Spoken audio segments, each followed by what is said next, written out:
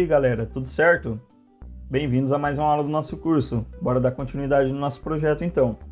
Na aula anterior, nós adicionamos as anotações do JPA nas nossas classes de domínio e para esta aula, vamos analisar aqui o que nós temos para fazer.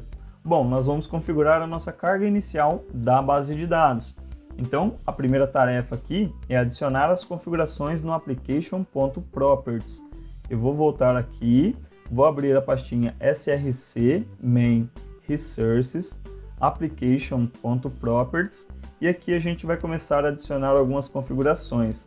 Eu vou colar aqui esse trecho de código porque eu vou deixar disponível para vocês num PDF, no material de apoio. Então, no final de cada aula, eu vou gerar um PDF com as tarefinhas lá e vai ficar disponível para vocês também. E aqui, então, nós temos umas configurações da nossa aplicação. Aqui são configurações de propriedade da nossa aplicação, tá bem? Isso aqui não vai ficar definitivo aqui, é apenas temporário para vocês entenderem como é que o banco de dados H2 funciona. Então, nessa linha aqui, eu estou habilitando o banco de dados H2 para ser acessado no nosso navegador. Aqui eu estou passando o path, a URL em que ele vai ser acessado. Então, enquanto o nosso projeto estiver rodando, após o localhost 2.8080, quando eu quiser acessá-lo, eu vou colocar /h2-console. Perfeito, então aqui é a URL de configuração do nosso banco, né? Padrão, como se fosse uma SQL, usuário e senha, que eu deixei aqui padrão SA e vazio também, e o driver de ligação. Maravilha? Por enquanto aqui é um padrão, como a gente estivesse utilizando uma SQL. Essas duas linhas aqui são simplesmente para mostrar o SQL do nosso banco sendo gerado aqui no nosso console quando a gente rodar o nosso projeto. Por exemplo, quando eu salvar aqui, se eu vir aqui, ó, vou selecionar o meu projeto Helpdesk e vou rodar ele aqui, você vai notar aqui, deixa eu subir aqui, você vai notar que o SQL do nosso banco vai ser mostrado aqui no nosso console, que é a funcionalidade dessas duas linhas, tá vendo? Ó? Ele cria lá o nosso banco para a gente sem que a gente tenha que ficar escrevendo SQL na unha, tá bem? Então isso facilita muito o nosso trabalho, por isso que eu adicionei aqui o JPA no nosso projeto. Beleza, pessoal, vamos fazer o seguinte, vou voltar aqui, adicionar as configurações no application.properties, eu já fiz, e aqui tem informar possíveis falhas no H2 e como resolver. Beleza. Então, esse é um ponto extremamente importante, porque em outros cursos que eu fiz, muita gente teve diversos problemas com o banco de dados H2 por conta disso. Eles adicionam toda a configuração aqui, do mesmo jeito que eu deixo lá no PDF, porém, em alguns casos, não funciona dessa forma aqui. Nessa linha aqui, ó, Spring Data Source URL, no finalzinho nós temos o main.testdb. Em alguns casos, funcionou da seguinte maneira. Aqui, após o H2, file, esse tiozinho aqui, barra, teste. Em alguns casos só funcionou dessa maneira. Então eu vou fazer o seguinte, eu vou salvar aqui, eu vou abrir uma guia do meu navegador e vou acessar agora o banco de dados H2 aqui, o console dele. Então eu vou colocar aqui barra H2-console. Então, da mesma forma que eu coloquei aqui, se eu deixasse, por exemplo, só H2, daí eu colocaria só H2 lá na URL que já iria acessá-lo. Então, voltando aqui, você vai ver esse painelzinho dele. Então, aqui que está aquela sacada que eu falei para vocês, que nós temos que prestar muita atenção. Se eu modifiquei aqui, esse mesmo cara aqui, ó, ele tem que estar aqui no nosso JDBC URL. Então, eu vou copiar ele e trazer ele aqui. Aí eu vou clicar em Connect. Aí vocês vão notar aqui que as nossas tabelas já estão criadas aqui, ó. Então, se você clicar em cima de uma tabela, por exemplo, a tabela chamada, eu posso clicar em Run, você vai ver que ele tem todas aqui as suas colunas, tá bem? Então, tá tudo certo. Aí, no caso, olha, se eu der um Ctrl Z aqui e voltar para o padrão que eu deixei e salvar, aí nós temos que reiniciar aqui o console. Quando eu dou o Connect aqui, ele não aparece as tabelas para mim. Por quê? Porque eu alterei nessa linha aqui da URL, mas não alterei lá no JDBC URL no console na hora de acessar. Então eu venho aqui, ó, copio essa linha aqui, dou um Ctrl C nela e colo ela aqui, ó. Opa, eu não copiei lá.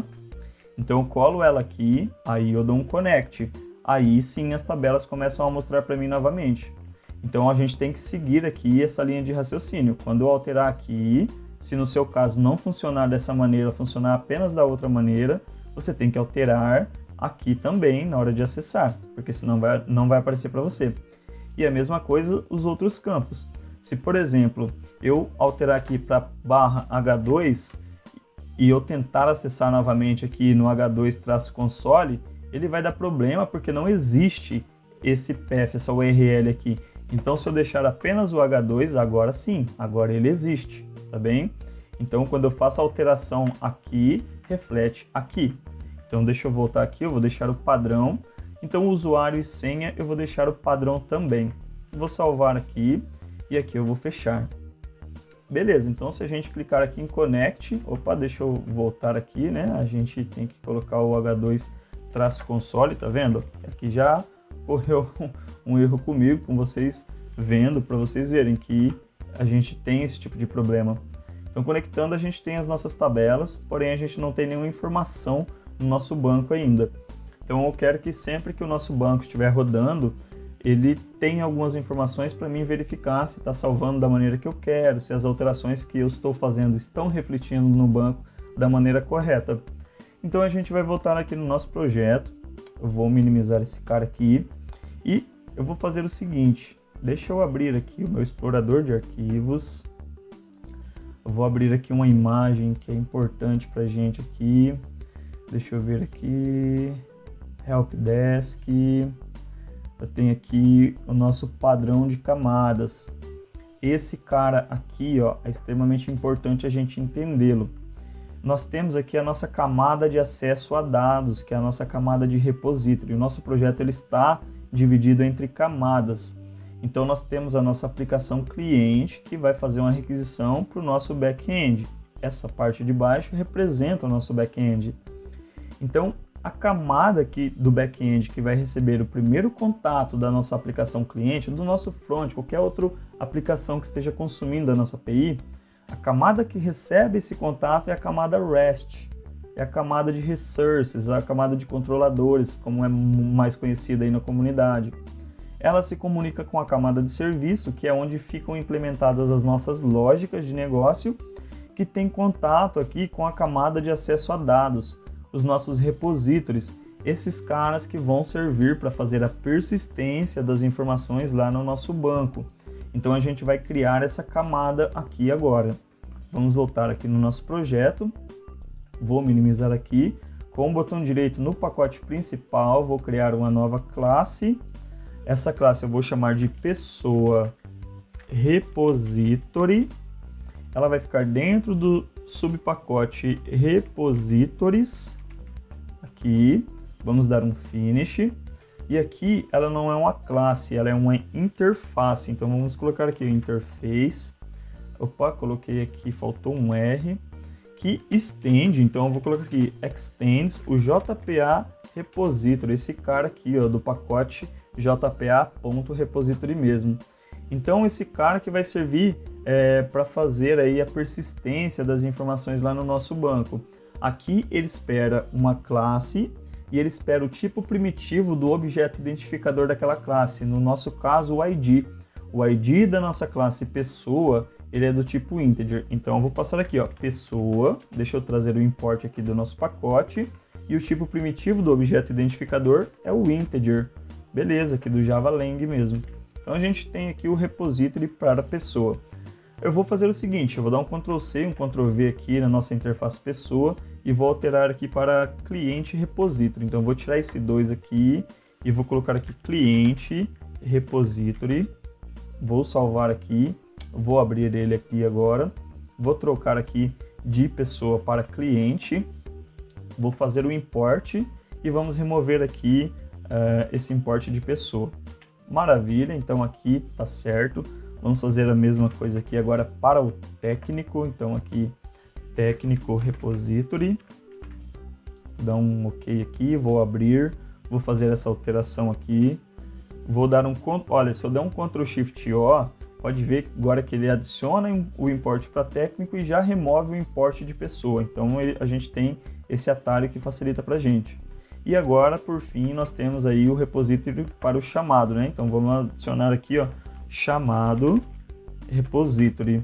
Então vou dar um OK, vou abri-lo aqui, vou alterar aqui, Ctrl Shift O, e ele já organiza para a gente aqui os imports. Maravilha, agora a gente tem esses caras aqui, essas interfaces, que vão facilitar para a gente salvar algumas informações no banco. Então, agora eu vou minimizar aqui e eu vou fazer o seguinte. Eu vou abrir aqui a minha classe principal. Na minha classe principal, Helpdesk Application, eu vou colocar Implements, o Command Line Runner. Esse cara aqui, ele tem um método, olha, pode notar que ele já começa a reclamar, olha, você falou aqui que você implementa o Command Line Runner, só que você tem que adicionar os métodos ainda não implementados. Então eu vou clicar na lâmpadazinha e vou adicionar ele aqui. Ele tem esse método Run. Esse cara aqui ele vai rodar sempre que a gente startar a nossa aplicação, porque eu implementei o Command Line Runner. Beleza, então aqui eu vou fazer o seguinte, eu vou criar aqui um técnico, deixa eu trazer o import, que eu vou chamar de T1. Vamos voltar aqui, deixa eu abrir aqui o nosso modelo conceitual, e aqui a gente tem algumas instâncias já, instância teste, né? Então, técnico 1, tech 1, então deixa eu colocar do mesmo jeito que eu estou fazendo aqui, né? Tech 1, ele vai receber um new técnico, então a gente vai utilizar agora aquele construtor com parâmetros, é para isso que serve o construtor com parâmetros, para facilitar para a gente. Beleza, o ID eu vou passar nulo, o nome, vamos analisar o nome lá, é Valdir César, então aqui eu vou colocar entre aspas duplas, Valdir César, aí ele pede um CPF, né? O CPF eu vou fazer o seguinte, não vou ficar digitando não, vou abrir aqui, ó, vou colocar CPF gerador, vou dar um enter aqui, vou abrir aqui esse gerador de CPF, primeiro que aparecer aqui, vou clicar em gerar, ele gerou aqui para mim, eu vou dar um Ctrl C nesse cara, vamos voltar no projeto e vamos colocar entre aspas duplas aqui o nosso CPF, beleza. Aí ele espera aqui também que a gente adicione um e-mail, a senha. Então o e-mail aqui, vamos colocar valdir@email.com, a senha. Então deixa eu colocar a senha 123, que é o que está aqui. Aí aqui a data de criação, que ele cria automático, então a gente nem precisa passar. E o perfis admin. Então a gente quer passar o perfil de administrador para esse nosso técnico. Então, para isso, a gente pode fazer assim, ó.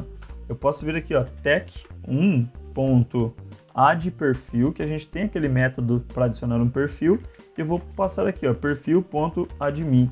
Agora você vê quão útil é a gente utilizar os enums, porque a gente tem valores fixos aqui para alguns atributos que a gente pode chamar em qualquer parte do nosso código, chamando apenas o nosso tipo enumerado e o valor que a gente quer. Beleza, agora a gente tem um técnico aqui, só que ele ainda não está sendo salvo no banco de dados. Mas vamos fazer o seguinte, vamos criar as demais instâncias então. Aí eu vou criar o cliente, né? A gente coloca aqui cli1 do tipo cliente. Então vamos lá. Cliente, deixa eu trazer o import para ele não ficar dando erro. Cli1 recebe um new cliente. Eu vou utilizar aqui o construtor com parâmetros. Tem um nome de Linus Torvalds, beleza? Então o Linus Torvalds está aqui utilizando o nosso sistema. Deixa eu dar um Ctrl Z aqui. Vamos colocar aqui esse cara, Linus Torvalds. Vamos analisar aqui o CPF dele. O CPF eu vou usar lá o gerador de CPF. Vamos gerar aqui novamente. Vou dar um Ctrl C nesse cara aqui. Vamos voltar aqui. Entre aspas duplas, vamos colocar esse CPF. Aí o e-mail dele. Então eu vou colocar aqui o e-mail. Deixa eu ver como que está o e-mail ali no nosso modelinho. Tá torvalds@mail.com. Então vamos colocar aqui torvalds@mail.com e a senha 123. Então a senha 123. Beleza, ele tem o perfil de cliente. O perfil de cliente é gerado em qualquer instância do nosso cliente, então a gente não precisa fazer mais nenhuma alteração aqui. E aqui não é valdir@email, é valdir@mail. Maravilha, vamos criar então agora uma instância de chamado. Então eu vou fazer o seguinte, eu vou vir aqui, ó, chamado, deixa eu trazer no import já, deixa eu ver aqui, tá como chamado 1, eu vou colocar C1, porque se a gente tiver mais chamados posteriormente, vai facilitar para a gente, tá bem? Recebe um new chamado, vamos utilizar aqui utilizando os parâmetros. O ID vai ser gerado pelo banco, a prioridade, deixa eu analisar a prioridade desse cara aqui, média e o status em andamento, então eu vou colocar aqui prioridade.média. O próximo atributo aqui, opa, sumiu aqui, vamos verificar, prioridade, status, título, então aqui status.andamento, o título, vamos pegar o título aqui, vamos ver aqui, chamado 01, vamos analisar aqui as observações, primeiro chamado, então vamos colocar aqui primeiro chamado, e daí aqui o técnico e o cliente, né? Ele espera um técnico e um cliente. Então se a gente voltar aqui, a gente já tem o técnico e o cliente, porque o próprio IDE verificou, olha, eu tenho apenas um técnico e apenas um cliente aqui, então eu presumo que vai ser esses dois aqui. Então aqui a gente tem o nosso chamado. Beleza, mas apenas isso não resolve o problema. A gente criou instâncias, mas a gente não mandou salvar no banco de dados ainda. Então agora a gente tem essas interfaces aqui. E aqui a gente vai fazer o seguinte, eu vou criar aqui um ponto de injeção no nosso código utilizando o AutoWired.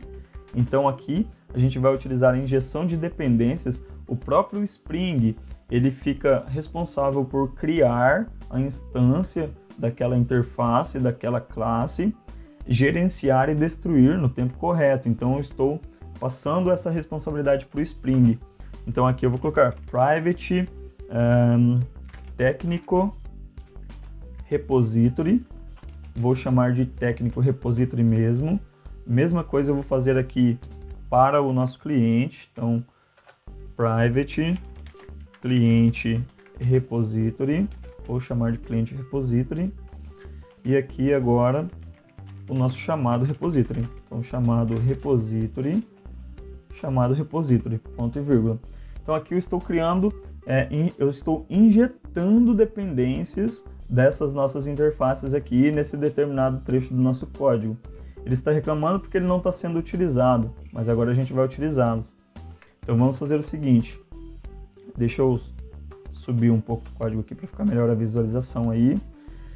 Agora eu vou chamar técnico repository, técnico repository é a nossa instância também, ponto save, eu vou colocar assim, ó, save all arrays.aslist para facilitar, porque caso eu tiver mais do que um técnico aqui, eu posso passar, por exemplo, vírgula tech2, daí eu não preciso ficar dando um add sempre que eu tiver um novo técnico. Beleza, eu vou chamar aqui o nosso cliente repository também, ponto save all, mesmo caso, save all, deixa eu acessar aqui, arrays.aslist, aí é o cli 1, ponto e vírgula aqui no final, e o nosso chamado repository. Então vamos chamar esse cara aqui, ponto save all arrays.aslist c1. Então beleza, pessoal. Aqui ó, eu criei as instâncias, salvei, e agora se vocês notarem, o nosso projeto ele vai rodar novamente. Eu estou aqui em cima, eu vou descer até lá embaixo, olha. Vou descer até aqui embaixo, e agora você vai ver que vai ter uns inserts aqui, ó, tá vendo? Insert into chamado, aí ele vai passar os valores que nós criamos aqui. Agora eu vou fazer o seguinte, agora eu vou voltar aqui no meu navegador, vou acessar o banco de dados novamente, porque como eu atualizei o meu projeto aqui, ó, se eu tentar dar um run, ele vai pedir para atualizar, tá vendo? Beleza, eu vou clicar em connect aqui, e agora se eu clicar em chamado e dar um run, você vai notar que nós temos agora um chamado aqui. Maravilha! Ele traz o ID do técnico, então a gente sabe que o técnico aqui, ó, ele vai ter o ID 1, porque o banco gera a partir do número 1, né? Então, como ele é a primeira instância de uma pessoa, ele vai receber o valor 1. E para a gente ter certeza, a gente pode clicar aqui, ó, em pessoa, dar um run, e aqui ele tem, ó, o dtype. Então, o tipo desse cara aqui, ó, é técnico, o ID dele é 1. Aí tem o CPF, a data de criação, tem o e-mail, o nome e a senha. E a gente tem um dtype aqui também, ó, que é do tipo cliente, um dtype cliente, e ele recebe o ID 2. Então, voltando lá no nosso chamado, run, a gente tem aqui, ó, que o cliente é o ID 2. Beleza, pessoal, tá vendo como é fácil utilizar aqui o JPA no nosso projeto? Facilita muito o nosso trabalho, a gente não precisou ficar digitando SQL na unha, tá bem? Mas, posteriormente, a gente vai fazer algumas alterações aqui.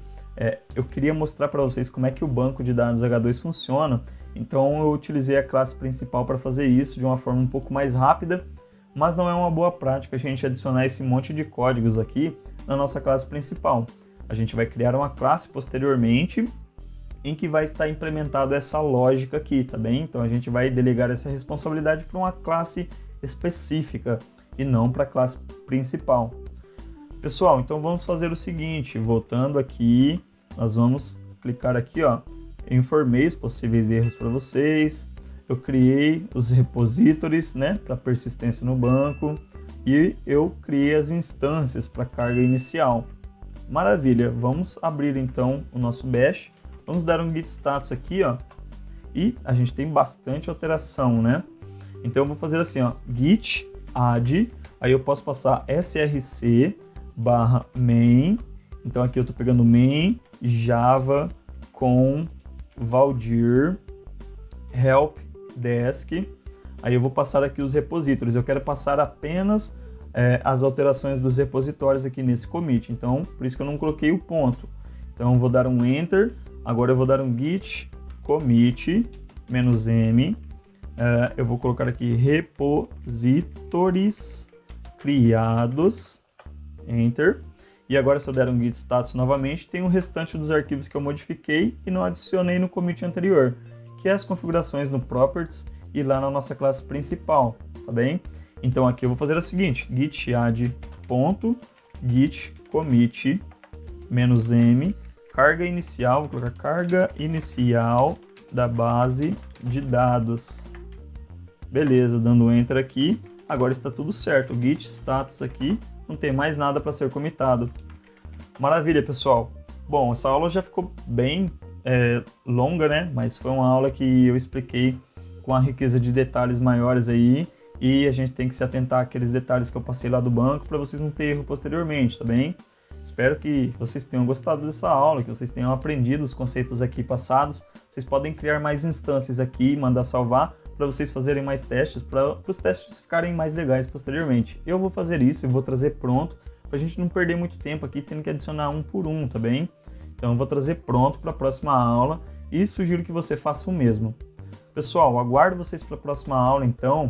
Um forte abraço, até mais!